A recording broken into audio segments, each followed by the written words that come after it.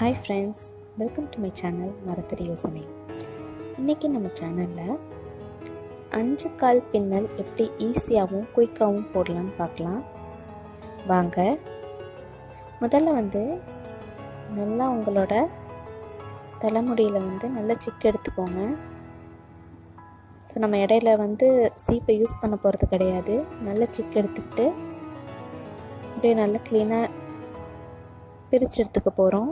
5 பாகமாக முதல்ல நம்ம பிரிச்சுக்குவோம். அதுக்கு முன்னாடி நல்லா சிக்கு எடுத்துகிட்டு 5 கால் பின்னலுக்காக 5 பாகமாக நம்ம முடியை பிரித்து எடுத்துக்கிறோம். நான் இப்போ பேக் போர்ஷன் மட்டும் காமிக்கிறேன். நீங்கள் ஃப்ரண்ட்டில்